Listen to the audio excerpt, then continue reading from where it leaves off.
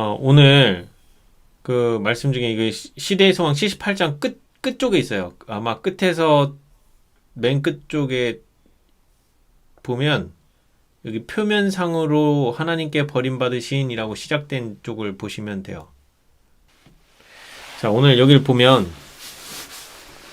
예수님께서 이 장면이 어느 장면이냐면 예수님께서 십자가에서 달리셔가지고 위에 잠깐 볼게요. 네. 갑자기 어둠이 십자가에서 거쳤다. 그때 예수께서는 삼라만상을 울리는 듯한 나팔소리 같은 맑은 음조로 다 이루었다. 아버지여 내 영혼을 아버지 손에 부탁하나이다 라고 부르짖으셨다. 한 줄기 빛이 십자가를 둘렀으며 구주의 얼굴은 해와 같은 영광으로 빛났다. 그러고 나서 예수께서는 머리를 가슴 위로 떨구고 운명하셨다. 라고 하는 이 장면이에요. 우리가 여기서 봐야 될 거는 이 부분에 여기 이제 바로 밑에 표면상으로 하나님께 버림받으신 그리스도께서는 무서운 흑암 중에서 인간이 마셔야 할 고통의 잔을 남김없이 마셨다. 자, 여기가 키포인트예요. 이 무서운 시간 동안 그분은 이제까지 당신에게 주셨던 아버지의 간합하심의 증거에 의지하였다. 언제요? 엘리 엘리 라마 사막다니라고 외치시고 난 이후부터 언제까지냐? 여기 있는 다 이뤘다라는 외침을 하시기 직전까지 예수님은 뭘 하셨냐? 이 무서운 시간 동안 그분은 이제까지 당신에게 주셨던 아버지의 간합하심의 증거에 의지하였다. 요게 핵심 키포인트예요. 요거를 제대로 이해하면 우리가 야곱의 환란을 어떻게 통과할 수 있는지가 여기에 힌트가 담겨져 있어요. 그래서 여기 마저 읽어볼게요. 그분은 아버지의 품성을 잘 알고 계셨으며 그분의 공의와 자비와 크신 사랑을 이해하고 계셨다. 그분은 항상 기쁨으로 즐겨 순종하였던 하나님을 믿음으로 의지하셨다. 그분이 순종하는 마음으로 자기 자신을 하나님께 맡겼을 때에 아버지의 은총을 잃어버렸다는 생각은 없어졌다. 믿음으로 그리스도께서는 승리자가 되셨다. 자, 여기도 보면 예수님이 십자가에서 운명하실 때 다 이루었다. 아버지여 내 영혼을 아버지 손에 부탁하나이다 라고 하는 이 기도는 무슨 기도예요? 믿음의 기도예요. 지금 이 예수님께서 운명하실 때까지 언제부터요? 예수님이 십자가에 달리신 이후부터 이 운명하실 때까지 하나님의 임재가 결코 나타난 적이 없었고 어떠한 기도에도 응답하신 적이 없었고 그런 상태였어요. 특히나 예수님께서 정오부터 오후 3시까지 그때는 정신적 고통으로 너무너무 괴롭고 힘든 시간을 보내고 있었던 시간이에요. 그래서 그 시간에 하나님께서는 빽빽한 검은 구름으로 그 온 백성과 십자가까지 전부 다 어둠으로 뒤덮으셨었고 그러다가 백성들의 어둠은 시간이 지나서 그 백성들에게서는 어둠을 걷어두셨지만 십자가에서에는 아직도 어둠이 존재했었어요. 하나님께서 그 어둠으로 십자가만큼은 가리고 계셨어요. 왜? 예수님께서 어마어마한 정신적 고통을 겪고 계셨었거든요. 하나님의 진노도 받으셔야 됐고 사단의 그 맹렬한 유혹 속에서도 거기서도 지금 엄청나게 공격을 당하고 있었고 아무리 아버지께 기도해도 아버지의 응답은 없고 그러니까 예수님의 그 십자가에서 정오부터 오후 3시까지의 그 고통은 이루 말할 수가 없는 거예요. 근데 이 장면이 어느 거랑 똑같냐면 야곱의 환란 때에 서는 사람들의 상태랑 거의 똑같아요. 그들도 죽음이 눈앞에 있고요. 이제 이 죽음을 눈앞에 두고 있는데 문제는 그들에게 있어서 가장 두려운 게 뭐냐면 내가 지금 하나님께 온전히 간합이 됐는가, 나의 죄는 온전히 다 회개가 되었는가, 이것 때문에 그들이 떨어요. 내가 만약에 온전히 회개가 다 안 이루어졌다라고 하면 내가 여기서 죽어버리면 끝인 거예요. 그런 공포인 거예요. 근데 이미 그들은 늦은 민침을 받고 이 자리에 왔기 때문에 죽을 리가 없어요. 그거는 알아요. 근데 그들이 가장 두려워한 게 뭐라고요? 혹시나 내게 회개하지 못한 죄가 남아있을까? 지금 어느 상황에서? 죽음을 눈앞에 둔 상황에서. 그래서 우리는 칼로 찍히기 일보 직전의 상황에 놓여 있는 거예요. 죽기 일보 직전의 상황에서 지금 예수님과 비슷한 이런 경험을 하게 되는 거예요. 그래서 이때 우리가 여기서 하나님의 은총을 잃어버리지 않았다라고 하는 걸 어떻게 우리가 여기서 그걸 믿고 나올 수 있느냐? 그 믿음이 여기에 나와 있어요. 이 무서운 시간 동안 그분은 이제까지 당신에게 주셨던 아버지의 간합하심의 증거에 의지하였다. 이게 결국 뭐예요? 예수님이 이 땅에 태어나셔서 33년 반 동안 살아오시면서 삶 가운데서 하나님을 의지하여 죄를 이기고 극복하고 또 어려운 사람들을 도와주는 데 있어서 이적이 행해지고 오병이어 죽은 사람 살리고 눈 병자가 낫고 뭐 환자가 낫고 뭐 문둥병이 낫고 이런 모든 이적들이 자기가 행한 거예요? 아니죠. 하나님 아버지께서 예수님을 통해서 역사하셨기 때문에 그 모든 게 다 일어났다는 거를 언제 생각한다고요? 엘리 라마 사막다니 나의 하나님 어찌하여 나를 버리셨나이까? 라고 외치고 난 이후부터 예수님은 요 다 이루었다. 아버지여 나의 영혼을 아버지 손에 부탁하나이다. 라고 외치기 전까지 요 사이 시간에 지금 뭐 하신 거예요? 아버지의 간합하심의 증거에 의지하였다고요. 그걸 기억한 거예요. 내가 지금까지 살아오면서 하나님 아버지께서 나를 이제까지 나와 동행하셨고 나를 통해서 역사하셨고 그 언제까지요? 방금 전, 그 몇 시간 전 겟세마네에서까지 하나님께서 엘리야와 모세를 보내주셔서 나에게 힘을 주셨고 또 마지막에 이 십자가의 요 달리기 전까지 그 법정에서 침착함으로 유지하고 그렇게 온전히 그 온갖 억울하게 하는 말들, 그 다음에 온갖 고통 속에서도 결코 흔들리지 않고 침착할 수 있었던 그 마음, 그거 다 어디서 온 거예요? 하나님께로부터 온 거예요. 이해 가시죠? 네. 그래서 그 십자가에 오기 전까지의 그 모든 과정 속에서 지금까지 하나님이 여기까지 나와 함께 하셨다라는 것을 예수님께서 그걸 떠올리고 기억하고 생각해내셨을 때 그때 뭐라고요? 그분은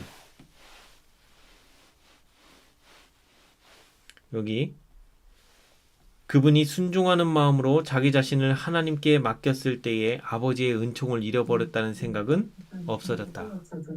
이해가 되세요? 네. 그걸 떠올린 거예요. 이제까지 자기와 함께 하셨던 그 하나님. 그래서 여기 이 부분에 대해서 잠깐만요. 여기 마태복음 27장에 네. 아까 보내주신 거. 예, 뭐 그것도 있는데 사단은 그쪽 인성에 의해 분석돼.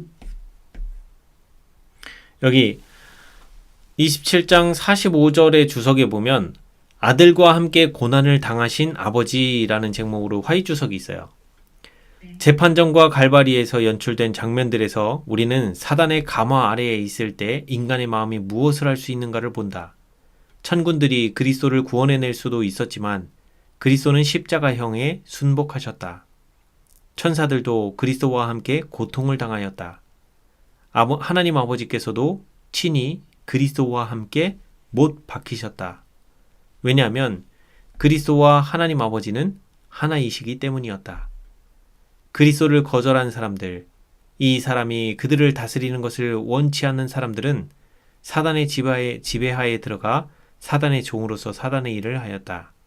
그러나 그리스도는 그들을 위해서도 그의 생명을 십자가에 들이신 것이었다.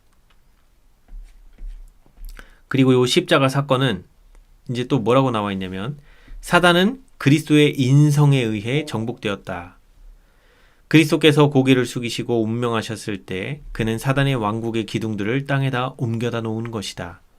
그는 에덴에서 사단이 정복한 그 본성으로 사단을 정복하셨다. 인성을 입으신 그리스도께서 그 원수를 이기신 것이다. 하나님으로서의 구주의 능력은 숨겨져 있었다. 그는 하나님의 능력을 온전히 신뢰하였기 때문에 그는 인성으로 승리자가 되셨다. 이것은 모든 사람의 특권이다. 우리의 승리는 우리의 믿음에 비례할 것이다.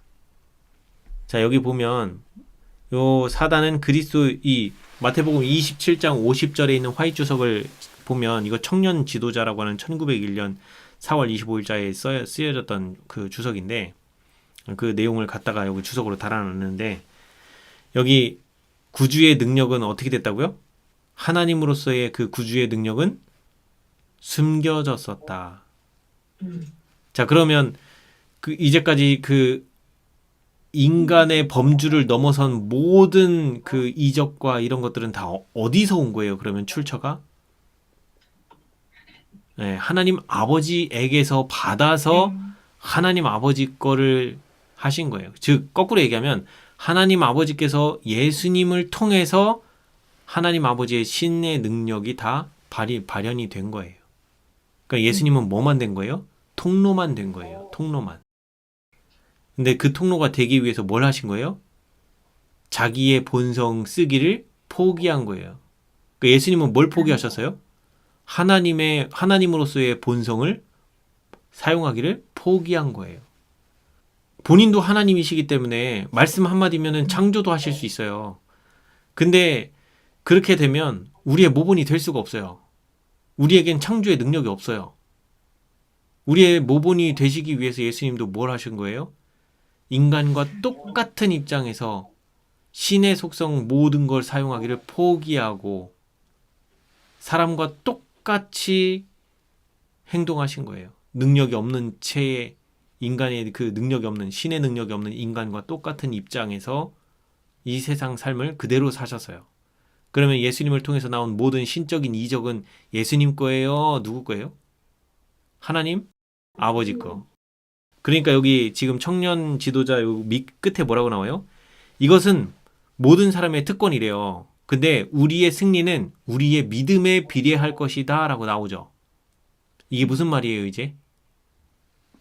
예수님도 하나님을 전적으로 의지해서 하나님께서 예수님을 통해서 모든 능력이 역사하시도록 하실 수 있었다면 우리도 똑같이 예수님과 똑같이 그 믿음으로 하나님께 의지하면 머지않아 우리도 온전히 내 자아가 굴복이 돼서 하나님께서 내 자아가 드러나지 않는 상태만 되면 하나님께서 나를 통해서 죽은 자도 살리고 뭐 다 하실 수 있다는 거예요.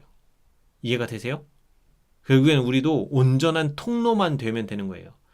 하나님께서 우리를 통해서 역사하실 수 있는 통로만 되면 되는 건데 이 통로가 되기 위해서 반드시 하나가 없어져야 돼. 그것이 뭐예요? 자아예요, 자아. 그래서 자아 굴복, 자아 포기해야 되는 이유가 거기 있는 거예요. 왜냐면 하나님께서 우리에게 온전히 하나님의 능력을 주실 거예요. 근데 내 자아가 살아있어 봐요? 죽은 자 살려야 되는데 내 왼수야. 내 왼수를 살려야 돼. 저희 첫 죽일 놈 이러면서 저기 했던 그 왼수를 살려야 돼. 내 자아가 살아있으면 어떻게 돼요? 너희 새끼 그냥 죽어. 이러고 말 거예요. 근데 내 자아가 죽었어. 그러면 그 사람이 원수로 보여요? 아니면 구원받아야 할 영혼으로 보여요? 그래요. 그렇기 때문에 하나님께서 그런 상태가 돼야 그 사람에게 능력을 퍼부어 주어도 얘가 하나님의 뜻대로 일하지 자기 생각대로 하려고 하지 않을 거란 말이에요. 그렇기 때문에 우리는 온전한 통로가 되기 위해서 뭘 자꾸 죽여야 되냐? 이 자아를 죽여야 돼요. 이 자아. 이 자아를 죽이려면 가장 먼저 뭐 해야 돼요? 하나님의 사랑을 깊이 깊이 자꾸 맛보고 알아서 그걸 깨닫다 보면 나의 죄된 상태가 자꾸 드러나요. 그러면 그 드러날 때마다 하나님께 자꾸 가져가서 이것 좀 씻겨주세요. 이것 좀 씻겨주세요. 하다 보면 어느 순간 어떻게 된 게 자꾸 보면 죄가 더 깊이 하나님의 사랑이 더 깊이 깨달아지면 깨달아지는 만큼 내 죄도 더 깊이 깨달아지다가 어느 순간 내 밑바닥을 보는 거예요. 뭘 보는 거냐?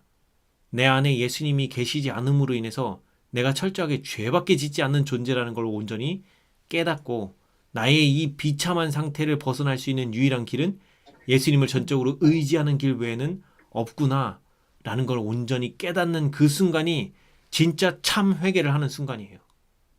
그걸 진짜 깨달아야 그 다음부터 내가 하려는 정신 포기하는 마음이 거기서 나와요. 근데 그 밑바닥에 그 자아의 깨짐이 존재하지 않으면 자아가 안 깨졌기 때문에 자꾸 내 이기심이 섞여 나와요. 내가 믿음으로 말미암는 의로 내 생각 드리고 내 감정 드리고 해도 이게 온전히 그 자아가 깨지기 전에도 믿음으로 말미암는 의 할 수 있어요. 경험할 수 있어요. 근데 거기에는 아직도 이기심이 묻어 있어요. 내 자아가 묻어 있는 믿음으로 말미암는 의의 경험을 해요. 근데 온전히 자아가 한번 딱 깨지고 나면 그 이후부터는 이제 자아가 완전히 사라지는 경험도 해보는 거예요. 봉사를 했는데 그 자원봉사를 하고 나서 내 마음을 살펴봤더니 봉사를 하게 해주신 것만으로 너무 기뻐서 하나님께 감사를 돌려요. 근데 내 자아가 조금이라도 섞여서 이기심이 조금이라도 섞여 들어가면 어떻게 되냐? 봉사를 했는데 하나님께 감사가 튀어나오는 게 아니고 뭔가 하긴 했는데 뭔가 칭찬 좀 안 하나 하는 그 일말의 기대감, 뭔가 좀 그런 거 안 들으면 서운해지는 그런 마음, 이런 게 은근 살짝 우리에게 들어오고 있다? 거기에는 이기심이 섞여서 그런 거예요. 그러니까 우리 자아가 죽지 않으면 그런 상태가 돼요, 자꾸. 그렇기 때문에 온전히 우리 자아가 죽어야 되는데 우리의 자아를 하나님께 드리려면 이 믿음으로 말미암는 의의 경험은 반드시 필요한 거예요. 그래서 우리는 이런 경험을 통해서 자꾸 하나님께서 내 죄를 가져가 주시고 내 마음이 변화되는 이 경험을 자꾸 하다 보면 무슨 생각이 들어요? 아, 하나님 살아계시구나. 내가 전에는 이렇게 이런 마음을 할 수 없었는데 내 생각, 내 감정 쓰는 거 포기하고 하나님께 가져가 주세요라고 했더니 내 마음이 바뀌는 이 기가 막히고 놀라운 경험을 하게 된 거예요. 이 경험을 하고 나니까 뭐에 대한 확신이 들어요? 하나님이 살아계시다라는 확신이 들고 지금 나와 함께 하셔서 나를 이렇게 이끄시고 계시구나라는 거를 경험으로 알게 되는 거예요. 그래서 경험으로 알게 되면 하나님이 살아계시다는 거에 대한 확신은 명확해져요. 뭐 교회에서 목사가 구원의 확신이 있으십니까? 이딴 거 말고요. 그거 말로 하는 그런 확신 말고. 그런 거는 아무짝에 쓸모도 없어요. 환난이 다가오면 그냥 다 도망가 버려요. 제자들 도망간 것처럼. 근데 진짜 경험이 있으면 다니엘과 세 친구처럼 그 세 친구들이 풀무불 앞에 들어가는 한이 있어도 어떤 일이 있어도 굽히지 않아요. 이게 결정적인 차이예요. 경험으로 하나님을 만나고 경험해보았느냐 안 해봤느냐의 차이는 이렇게 커요. 지금 여기서도 보시다시피 예수님도 십자가상에서 둘째 사망이 이제 이를 시간이 다 됐어요. 이제 둘째 사망에 곧 들어가셔야 돼. 근데 지금 하나님께 의지하고 아무리 의지하고 기도하고 아버지의 음성을 듣고 싶고 아무리 그렇게 했는데도 아무런 간압의 흔적도 없어요. 이 상황에서 예수님도 어떻게 해요? 절규하시잖아요. 엘리 엘리 라마 사막다니. 하나님 어찌하여 나를 버리셨나이까. 그 절규를 하고 난 이후에 이제 가만히 봤더니 아버지께서 지금까지 나와 함께 하셨구나. 십자가에 못 박혀서 인류의 모든 죄짐을 다 지게 되는 그 직전까지 하나님께서 나와 함께하고 계셨다라는 거를 그 인생 살아오면서 하나님이 자기와 함께 하셨다는 그 모든 증거들을 통해서 확신하게 되고 그 확신이 들어서니까 여기 마지막에 뭐래요? 아버지의 은총을 잃어버렸다는 생각은 없어졌다. 내가 둘째 사망에 들어가도 나머지는 다 아버지 손에 맡기기만 하면 된다라는 확신을 가지고 둘째 사망으로 들어가시는 거예요. 이게 우리가 야곱의 환난을 건너뛸 수 있는 능력 중에 하나가 이거예요. 그래서 우리에겐 반드시 믿음으로 말미암는 의의 경험이 없으면 야곱의 환난을 통과할 수가 없어요. 여기 보면 타락한 인류에게 열린 새로운 길, 이거 이제 지성소 관련된 이야기인데 그리스도께서 십자가상에서 다 이뤘다고 큰 소리로 외치셨을 때 성전의 휘장이 둘로 찢어졌다. 이 휘장은 유대 나라의 의미가 깊은 것이었다. 그것은 자주와 황금빛의 아주 비싼 재료로 된 것이었으며 폭이 넓으며 길고 큰 것이었다. 그리스도가 마지막 숨을 거두시는 그 순간 그 튼튼하고 무거운 휘장이 보이지 않는 손에 의해서 위에서부터 아래까지 찢어지는 것을 본 목격자들이 성전 안에 있었다. 이것은 하늘 세계와 죄로 인해서 타락한 세상에 의미가 깊은 것이었다. 그 의미는 타락한 인류에게 새롭고 산 길이 열렸다는 뜻이요. 모든 희생 제물은 하나님의 아들이라는 한 큰 제물 안에서 끝났다는 뜻이다. 여태껏 사람의 손으로 지은 성전에 거하셨던 그분이 나가셨으며 그분이 거기 다시 임재하심으로 그 성전을 영광스럽게 하는 일이 결코 없으실 것이었다. 무슨 얘기냐면 이 지성소라고 하는 곳이 하나님의 영광의 쉐키나가 거하는 곳이란 말이에요. 그 속죄소 위에 거하시고 계신 곳인데 문제는 요 지금 예수님이 십자가에서 돌아가실 당시에 그 휘장, 성소의 휘장은 있었어요. 성소와 지성소를 분리하는 휘장은 있었는데 지성소 안에 뭐가 없어요?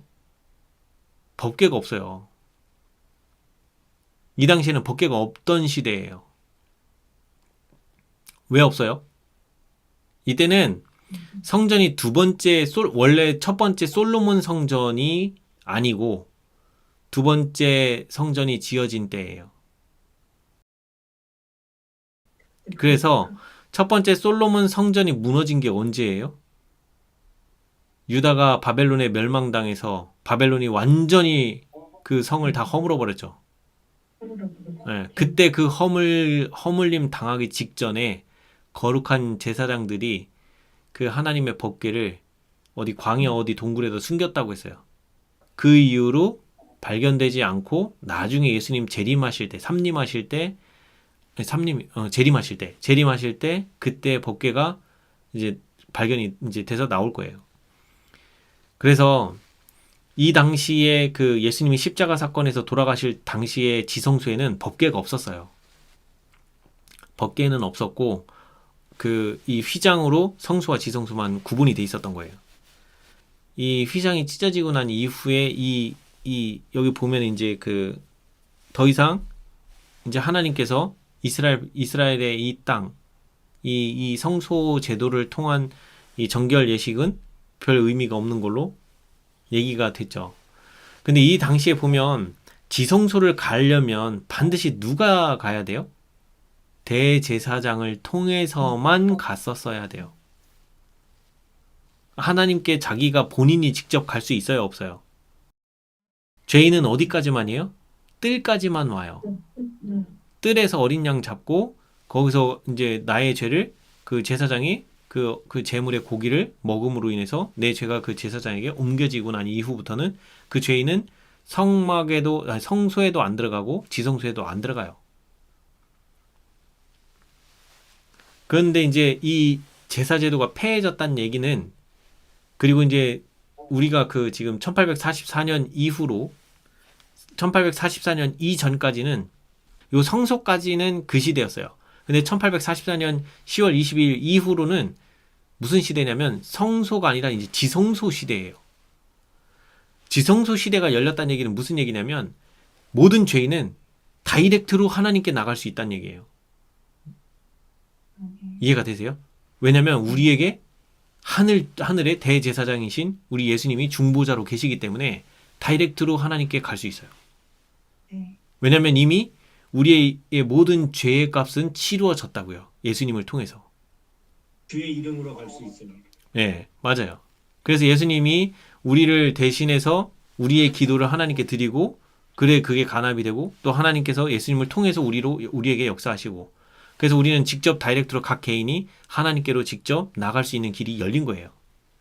그 전까지는 이 제사 제도를 통해서 반드시 제사장이 존재해야만 제사장을 통해서 내 죄가 그 제사장에 의해서 처리가 돼줘야만 그렇게 됐었기 때문에 하나님께로 직접 나가는 길이 있었어요? 없었어요?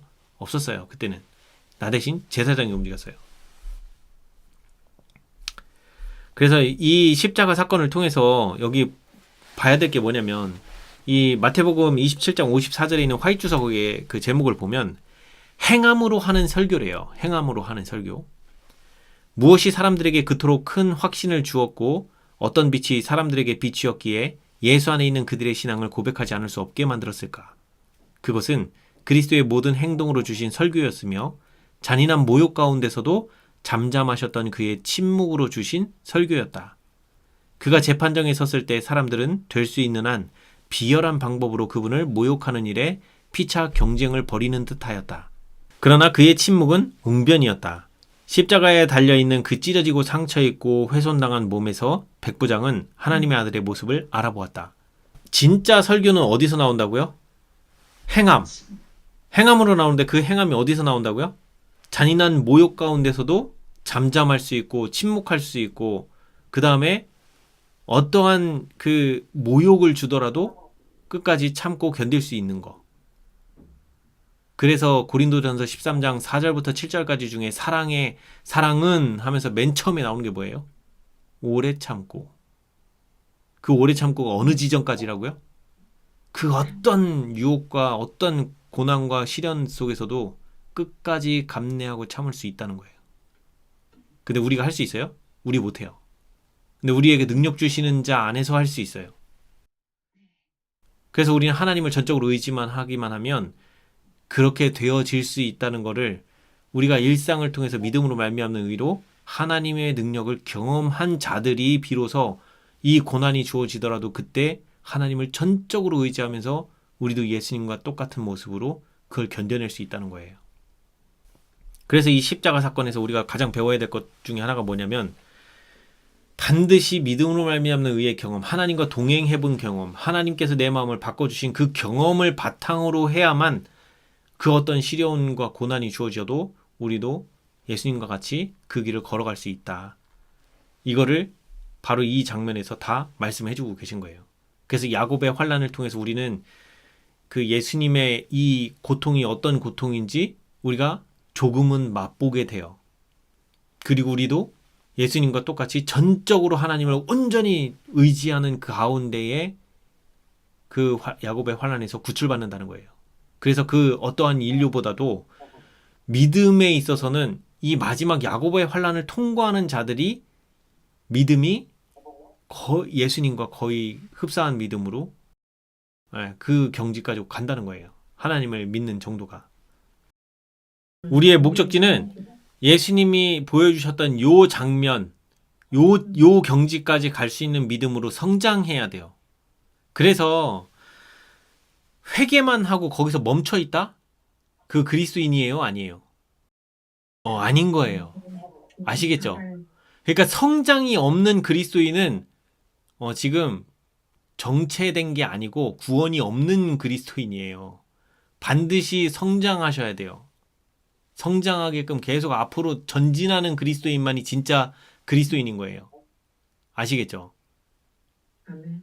내가 죽는 날이 내일이 됐든 모레가 됐든 그 죽는 날까지 계속해서 예수님 안에서 계속 믿음이 자라고 그러면서 예수님의 마음을, 하나님의 마음을 더 깊이 깨닫고 나의 죄에 대해서도 더 깊이 알아가면서 그만큼 하나님의 사랑이 얼마나 큰지를 더 깊이 깨달아가면서 이런 일들이 계속해서 우리 앞에 있어야 돼요. 이렇게 자라지 않으면 신앙이 자라질 않아요. 자라지 않는다는 얘기는 이런 시련과 무서운 이런 기간이 올 때 과연 그가 버텨낼 수 있겠냐는 거예요. 그래서 신앙은 계속해서 자라야 돼요. 자라가는 신앙이지 정체되어 있거나 뭐 그냥 이렇게 중간에 가다가 멈추거나 이런 거는 아무 의미가 없는 거예요. 우리는 계속 끝까지 자라야 돼요. 그래서 사도 바울이 뭐라고 얘기해요? 뒤의 것은 다 버리고 예수 그리스도의 표대를 향해서 앞만 보고 달려간다고 얘기하잖아요. 우리는 계속 예수 그리스도의 표대만 보고 앞으로 계속 전진하는 그런 신앙인이 돼야 돼요. 그 앞으로 전진하는 게 뭐예요? 하나님의 사랑을 자꾸 경험하는 거예요. 삶 속에서 경험하고 말씀을 또 깨닫고 읽으면서 그 안에서 또 말씀 속에서도 하나님의 사랑을 깨닫고 삶으로도 하나님을 의지하는 그 경험이 날로 더해가는 거예요. 그것이 나중에는 숨 쉬듯이 너무 자연스럽게 하나님께 의지하는 그런 지경에 이를 때까지 계속해서 전진해가는 거예요. 자, 이제 여기 핵심 파트는 다뤘으니까 앞으로 가시죠.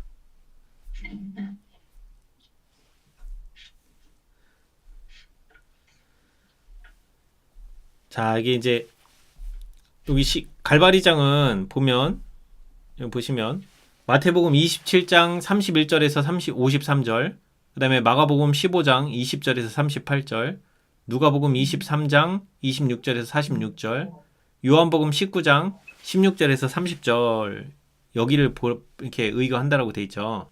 자, 오늘 요거 갈바리 들어가기 전에 또 화이트보인 주석을 좀 찾아볼 게 있어요. 요한복음 19장 30절.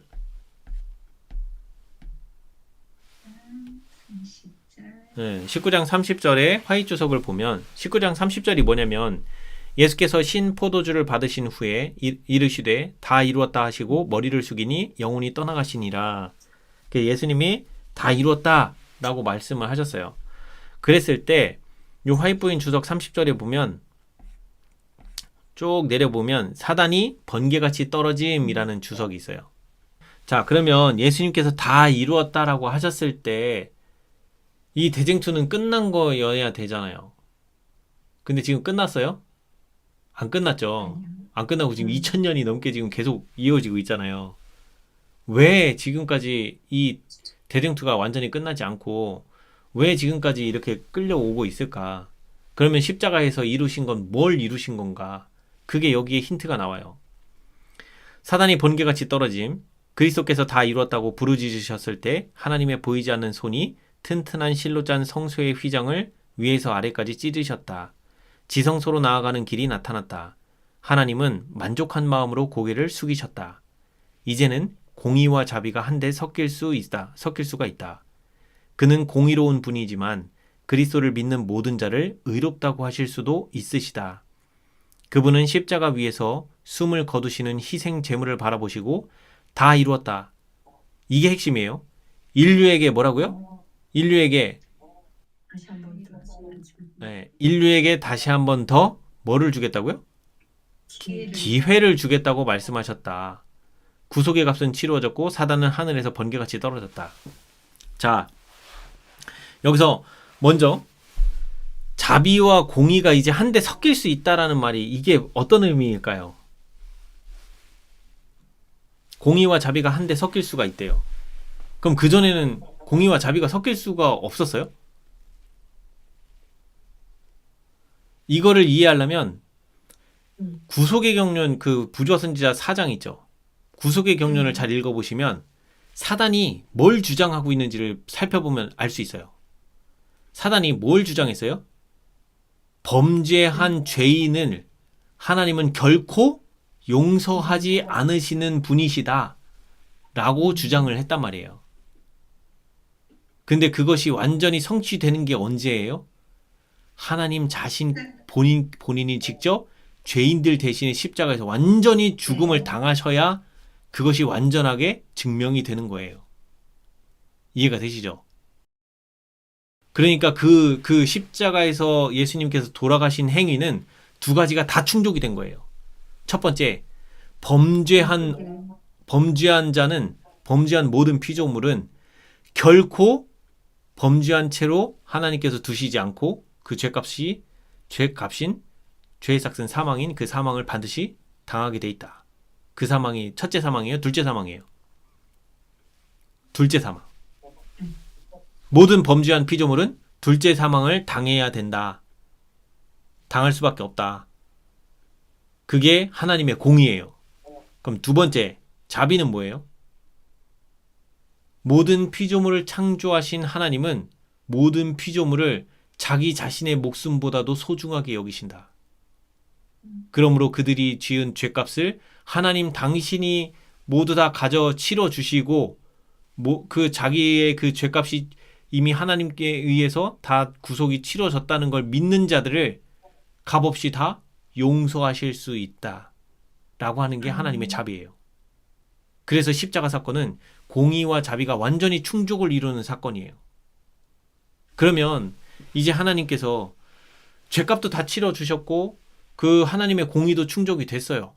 그러면 왜 사람에게, 여기 보면 왜 인류에게 다시 한 번 더 기회를 줘야 돼요?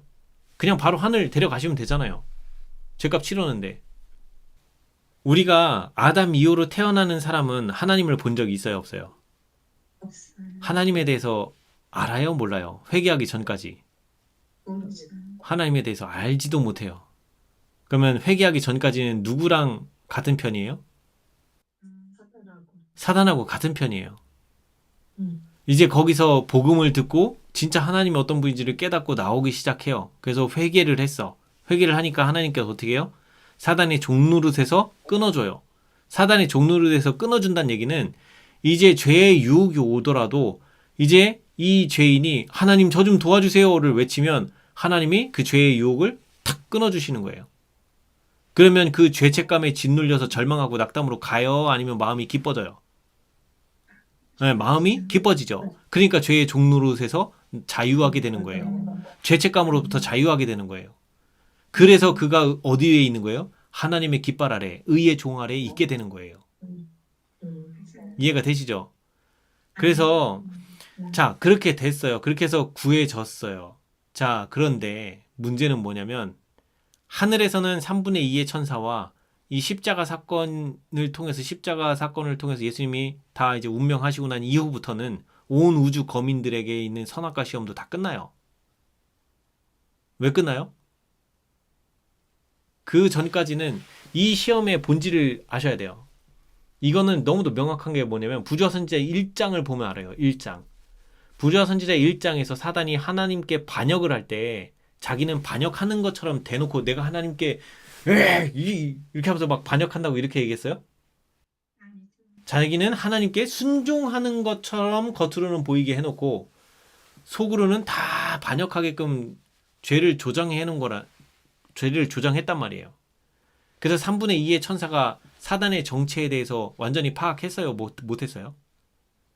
완전히 못했어요. 사단이 지금 뭔가 문제가 있기는 한데 지금 제가 지금 하나님 말씀에 순종한다고 하면서 뭔가를 했는데 저건 아닌데? 근데 그가 뭔가 더 자유로운 뭔가를 해주겠대. 도대체 누가 맞는 거지? 그렇지만 하나님께는 그렇게 하는 건 아닌 것 같아. 라고 하면서 그런 식으로 전쟁이 일어났던 거예요. 사상전이. 그래서 만약에 그 자리에서 하나님이 사단을 쳐서 죽여버렸다고 하면, 없애버렸다고 하면 거기에 어떤 사람이 남을 거라고요? 하나님의 공의로우심이, 정말 하나님의 공의와 자비가 온전히 다 계신 분이 맞는가? 사단이 진짜 얼마나 잘못한 건가? 이거를 잘 깨닫지 못하는 부류들이 있었기 때문에 하나님께서 사단에게 시간을 허락한 거예요. 왜요? 그의 정체가 자기 스스로가 자기 올무에 걸려서 완전히 그의 정체가 완전히 온 우주에 폭로가 되게끔 하시기 위해서. 그게 어디서예요? 그게 십자가 사건을 통해서 완전히 드러난 거예요. 그 온 우주의 3분의 2의 천사와 온 우주 거민들은 뭘 봤어요? 사단이 세우려고 하는 정부, 그가 세우려고 하는 정부는 누구를 죽이더라? 창조주 하나님을 죽이더라. 이걸 본 거예요. 그러면 3분의 2의 천사와 온 우주 거민들이 사단이 하는 말에 이제 귀 기울여요? 안 기울여요? 안 기울여요. 네, 절대 사단의 음성에는 눈앞에 있어도 못 본 척, 들어도 못 들은 척, 이제는 아예 사단하고는 끝나요. 그래서 여기 뭐라고 나오냐면 요한복음 19장 30절에 여기 보면 화ით 주석에 뭐라고 나와요? 마지막 동정의 끈도 잘려졌다라고 나와요. 그리스도께서 다 이루셨다 부르짖으셨을 때 온 하늘은 승리의 함성을 질렀다. 구원의 계획의 집행에 관한 그리스도와 사단 간의 쟁투는 이제 끝났다. 사단과 그의 사업 정신은 인간 자녀들의 애정에 깊이 뿌리를 내리고 있었다. 권력을 잡은 사단이 세상에서 죽을 것이기 때문이다. 하나님의 아들에 대하여 그가 가진 무자비한 증오심이 그가 세상에 계실 때에 그분을 대하는 태도에 나타났다. 그리스도가 팔리우고 재판을 받고 십자가에 처형된 것은 모두 다 이 타락한 원수가 계획한 그대로였다. 하나님의 아들의 죽음으로 인하여 현실로 드러난 사단의 증오심은 죄로 인하여 타락한 일이 없는 하늘의 모든 지적 존재자들에게 극악무도한 그의 품성을 극명하게 보여주었다. 거룩한 천사들은 한때 그들 가운데 있었던 자가 그토록 잔인한 짓을 할 수 있을 만큼 타락할 수 있다는 사실에 경악을 금치 못하였다. 사단이 쫓겨났을 때 천사들이 갖고 있었던 동정의 연민의 정은 그들의 마음속에서 모두 다 사라져버렸다. 투기심 때문에 아무 죄 없는 사람에게 그렇게 심한 복수를 한다는 것은 하늘 빛으로 가장한 그의 옷을 벗겨서 그 밑에 숨겨놓은 결함을 폭로하기에 조카리만큼 큰 잘못이었다. 그러나 하나님의 형상으로 지음을 받은 사람에 대한 사랑과 선례를 볼 수 없는 자기 부정의 정신을 가지고 하늘에서 내려오셔서 타락한 인간의 성정을 취하신 하나님의 아들을 향한 원한을 그런 식으로 나타낸다는 것은 하늘 정부를 거스리는 악하기 그지없는 범죄이기 때문에 그것은 천사들을 공포에 질려 벌벌 떨게 하고 사단과 하늘 간에 남아있던 마지막 동정의 끈을 영원히 잘라버리고도 남음이 있었다. 이제 이 십자가 사건을 통해서 온 우주의 천사들과 온 우주 거민들이 이제 사단과 인연을 가지려고 하는 사람이 단 한 명도 없겠다는 거 알겠죠? 그래서 십자가 사건 이후에 온 우주 거민과 천사들은 이제 전적으로 인간 구원에 올인해요. 올인. 사단의 모든 정체를 다 봤기 때문에 이제 이 사람들이 너무 불쌍한 거예요. 이 속고 사는 사람들이. 그래서 그들의 구원을 시키려고 그냥 하나님을 대신해서 사자로 가서 한 명은 지켜주는 천사, 한 명은 기록하는 천사, 한 명은 또 그 하늘에 연락을 전달하는 천사, 최소 3명 이상의 천사가 우리 곁에 있어요. 그 정도로 그들이 우리를 구원하고자 얼마나 노력하는지 몰라요. 자, 그래서 좀 아까 우리가 여기 아까 인류에게 다시 한 번 더 기회를 주겠다고 했죠. 그러면 이 기회가 어떤 기회인지 또 어디에 나오냐면 요한복음 17장 17절 요한복음 17장 17절의 화이 주석을 보시면 요한복음 17장 17절은 그들을 진리로 거룩하게 하옵소서 아버지의 말씀은 진리니이다. 자, 여기 보면 그들이 누구예요? 여기 보면 내가 세상에 속하지 아니함 같이 그들도 세상에 속하지 아니하여 싸움나이다. 누구예요? 예수님의 제자들, 예수님을 믿고 따르는 자들을 말하는 거예요.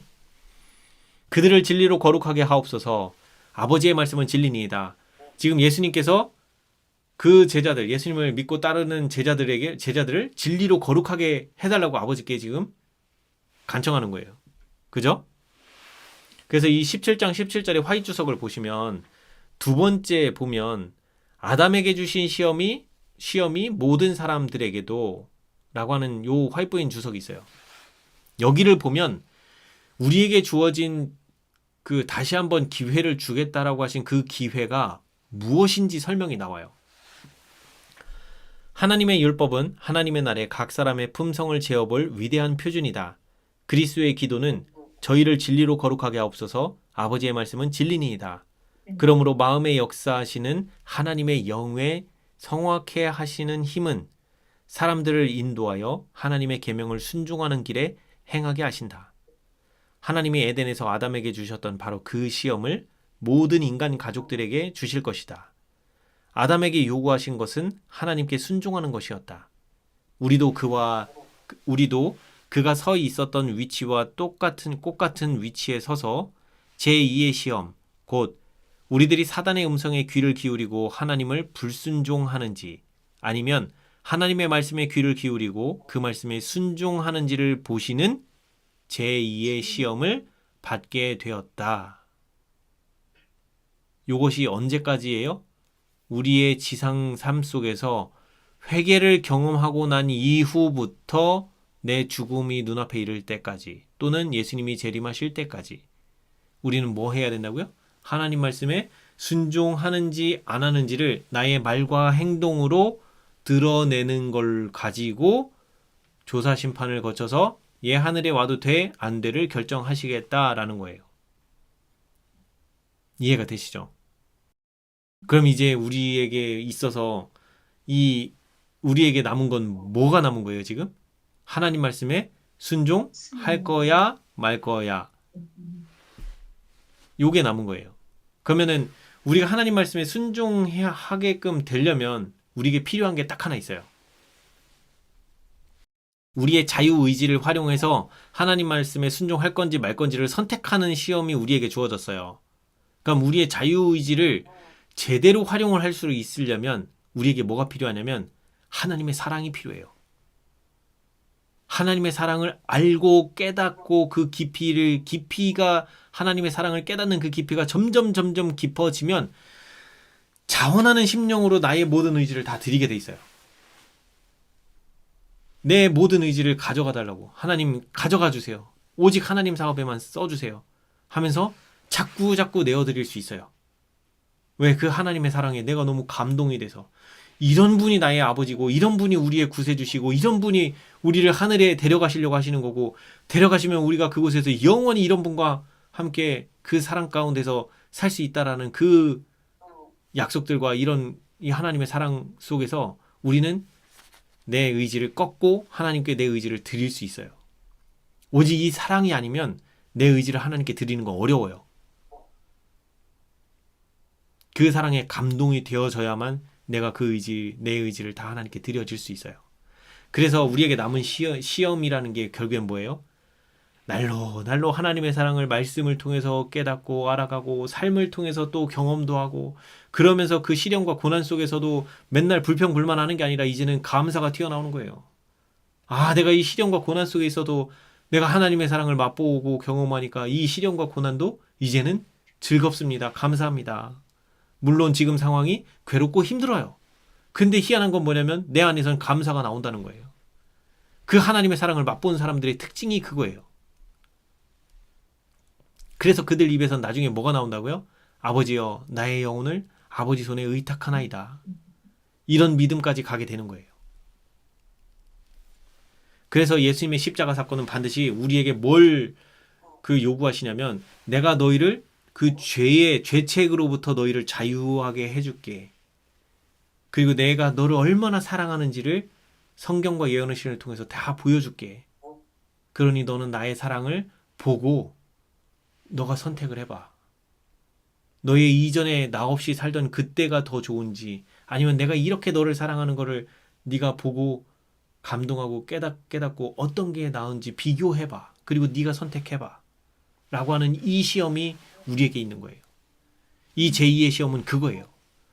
그러니까 우리가 하나님의 말씀을 단 하루도 빼놓지 않고 봐야 되는 이유가 뭐예요? 이 사랑을 자꾸 더 깊이 맛보고 알아가야 되는 거예요.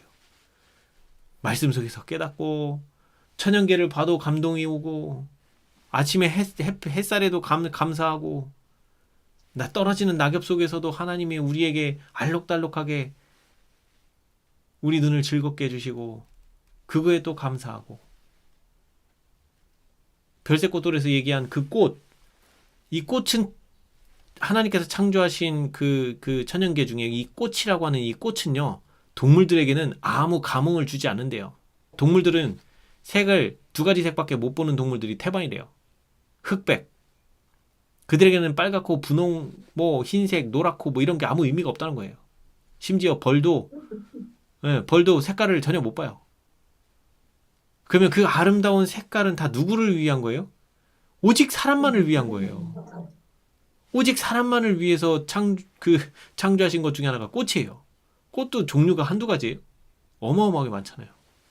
그러니까 우리가 자꾸 그런 거 하나를 깊이 깨닫고 알아가면서 아, 그렇구나. 이 꽃을 보고 아름다워하고 그 방긋 미소하면서 정말 이기심이 섞이지 않은 정말 그 아름다운 미소가 나오는 건 사람이 꽃을 볼 때에만 나온대요. 이런 것들을 볼 때 하나님의 사랑이 우리에게 얼마나 가까이에 있었는지를 그전에는 그렇게 못 보다가 이제는 그것이 하나하나 보여지기 시작하는 거예요. 우리가 하나님의 사랑을 깨달을 때 자꾸 그런 걸 깨달으며 지내다 보면 자꾸 나의 이 삶조차도 내가 이 오늘 하루를 살아가는 데 있어서의 모든 필요도 다 하나님께서 채워주시니 이제는 걱정이 돼야 한대요. 이제 걱정도 안 되게 되는 거예요. 먹을 것도 채워주시고 공중에 나는 참새도 하나님께서 그렇게 입히시고 돌보시고 먹이시는데 하물며 사람이야 그보다 더하면 더하지 덜하지 않으실 거 아니에요. 이제 그런 믿음도 생기는 거예요. 그러니까 이제 믿음이 점차 그렇게 자라가는 거예요. 계속.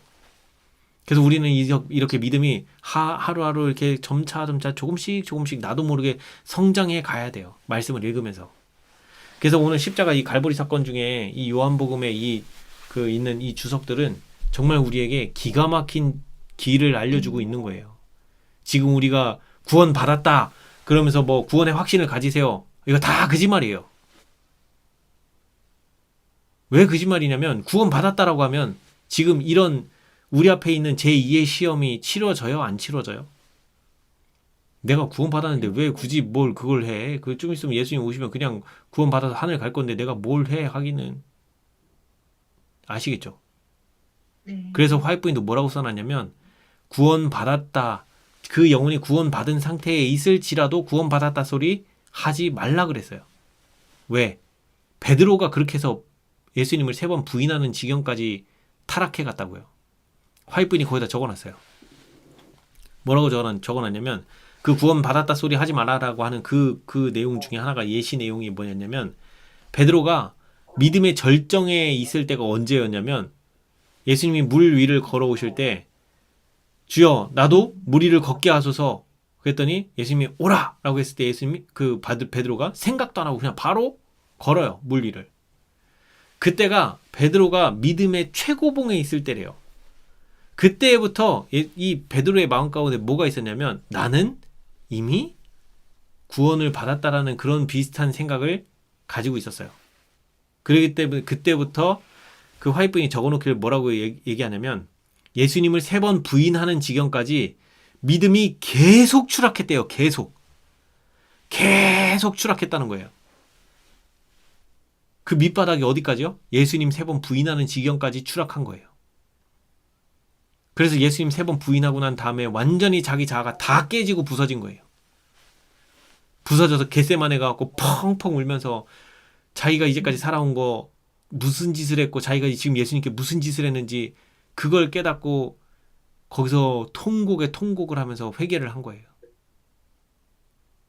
그리고 난 다음에 예수님이 부활하셔갖고 다시 그 갈릴리 바닷가에서 네가 나를 사랑하느냐? 네가 나를 사랑하느냐? 네가 나를 사랑하느냐? 3번 물어봤을 때 거기서의 베드로는 이제 더 이상 뭐가 안 튀어나와요? 자기를 높이는 정신이 안 튀어나온다고 화이트분이 거기다 적어놨어요. 드디어 온전히 회개를 하기 때문에. 그래서 우리가 항상 조심해야 될 건 뭐냐면 그 구원 받았다라고 하는 이 사상, 구원의 확신을 가지라라고 하는 이런 사상들은요 우리에게 전혀 도움이 안 돼요.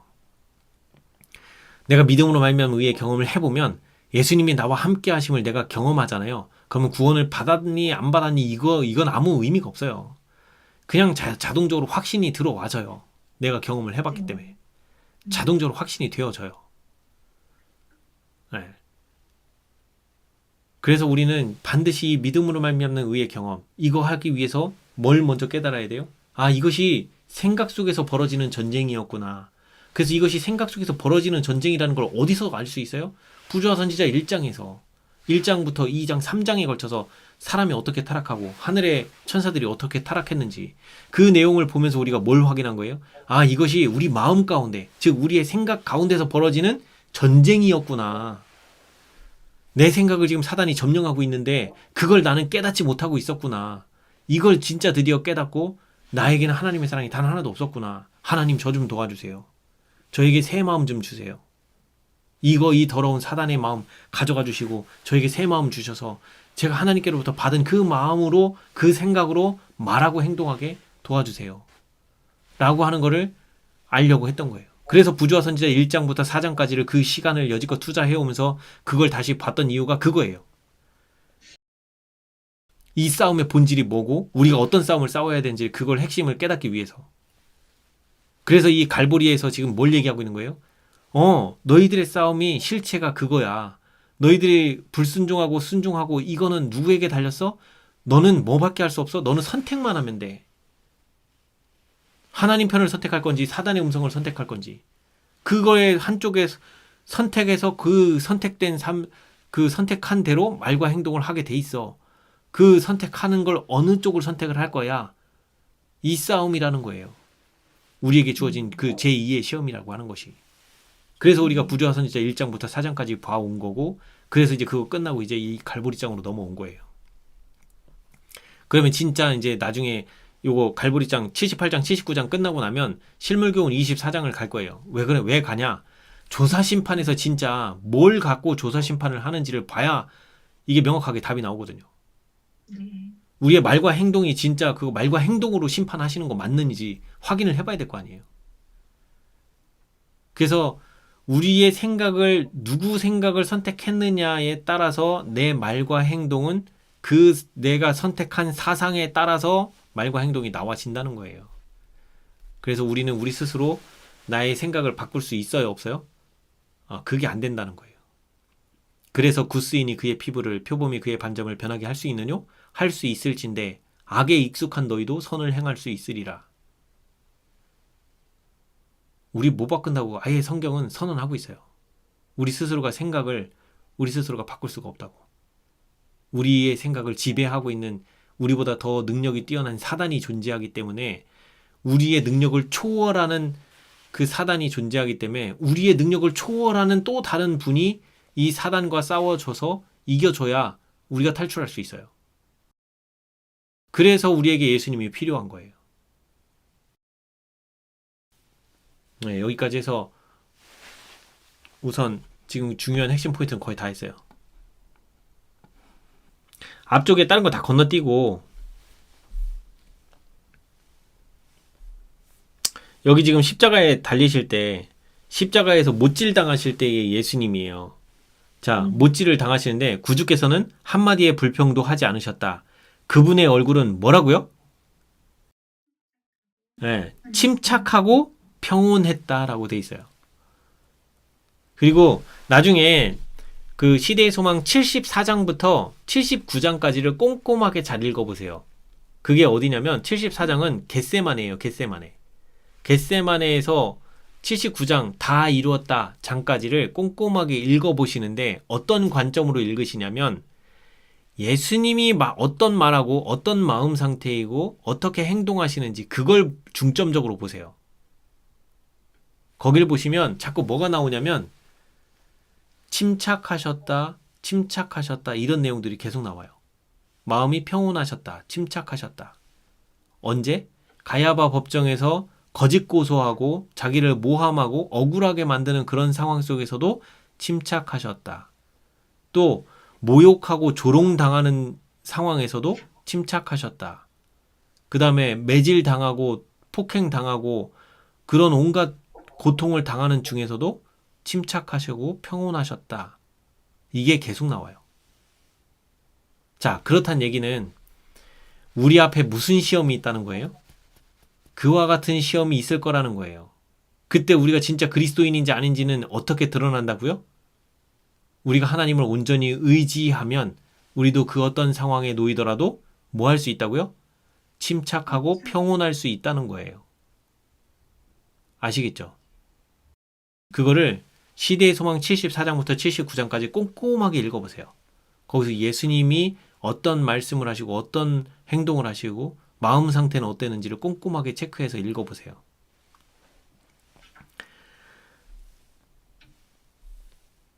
그리고 여기 보면 이제 예수님께서는 이게 보면 아버지여 저희를 사하여 주옵소서 자기의 하는 것을 알지 못함이니이다 라고 기도하셨다. 그분의 마음은 그 자기가 고통을 당하고 있는 중에도 자신의 고통보다 박해자들의 죄를 생각하셨고 그들에게 무서운 보응이 이를 것을 아셨다. 당신을 그처럼 난폭하게 다루는 군사들에게 그분은 아무런 저주도 하지 않으셨다. 저들의 목적이 이루어진 것을 만족히 여기는 제사장들과 관원들에게도 아무런 복수도 구하지 않으셨다. 그리스도께서는 그들의 무지와 범죄에 대하여 깊은 동정을 나타내셨다. 그분은 다만 자기의 하는 것을 알지 못하는 그들을 용서해 주기를 탄원하셨다. 이게 우리가 그 법정에서 나중에 우리도 법정에 끌려가요. 그럼 우리도 똑같이 예수님처럼 예수님이 가야바 법정에서 당하셨던 거랑 똑같이 당한다고 화해부인이 적어놨어요. 그들의 법으로 우리를 죽일 수 있다고. 그러면서 그 어떤 지금까지 있는 이 헌법이 뭐 인간 존중 어쩌고 저쩌고 이런 거 그때 가서는 다 무시당할 거래요. 그래서 그 법은 결코 우리에게 좋은 쪽으로 작용될 법이 하나도 없을 거래요. 모든 상황에서 다 우리가 불리할 거라고 돼 있어요. 화이트부인이 적어놓은 마지막 날 사건들 통해서 보면 거기도 다 그렇게 적혀 있어요. 자, 그러면 나중에 우리가 붙잡혀가면 법정에 서면 어떻게 된다고요? 억울해 죽는 상황 벌어진다고요. 거기에 만약에 내 자아가 살아있으면 거기서 어떻게 해요? 난리치고 하겠죠. 근데 우리가 하나님을 의지하면 그 어떤 억울한 상황 속에서도 평온하고 침착해지는 거예요. 그리고 거꾸로 그 상황에서 우리도 어떻게 한다고요? 예수님처럼 자기의 하는 것을 알지 못하니 그들을 용서해 주시기를 탄원한다고요. 이들이 멸망받을 수밖에 없다는 거 이미 예수님 아셨어요. 아셨음에도 불구하고 뭐 하고 계세요? 그들을 용서해 주기를 탄원하셨다고요. 우리도 나중에 이런 마음이 될 때까지 자라야 돼요. 예수님 안에서. 자, 여기 보면 모든 사람에게 하나님의 아들을 십자가에 못 박은 죄가 놓여 있다. 용서는 모든 사람에게 값없이 제공되었다. 그런데 누구든지 뭐 하는 자만, 원하는 자는 하나님과 화목할 수 있으며 영생을 유업으로 얻을 수 있다. 모든 죄인들, 이 예수님을 십자가에 못 박고 영원히 죽음을 당한, 제2의 죽음을 당할, 둘째 사망을 당할 모든 영혼들에게까지도 이미 용서의 값은 다 제공이 됐어요. 근데 문제는 그들이 왜 멸망을 당해요? 그 구원받은, 그 용서받았다라고 하는 그 죄값 지불된 그 용서를 받아들이질 않아서 멸망당하는 거예요. 이미 자기에게 주어진 모든 용서가 다 주어져 있는데도 불구하고 그 용서를 받아들였으면 누구든지 하나님과 화목할 수 있었지만 그 용서를 끝끝내 받아들이지 않으니까 그들이 둘째 사망으로 가는 거예요. 그래서 그들이 둘째 사망으로 가기 전에 둘째 부활에 일어나서 뭐 해요? 하나님께서 나중에 그들에게 이 용서가 어떻게 주어졌었는지를 그들의 일상생활 속에서 그들의 그 삶 속에서 얼마나 많은 기회가 있었는지, 그들이 용서받을 수 있는 수많은 기회를 어떻게 날렸는지 파노라마로 한 방에 다 보여주신다고요. 그리고 나니까 그 둘째 사망으로 둘째 부활로 일어났던 모든 사람들이 뭐라고 얘기해요? 하나님은 공의롭습니다. 라고 그들의 입으로 자백하게 될 거라고요.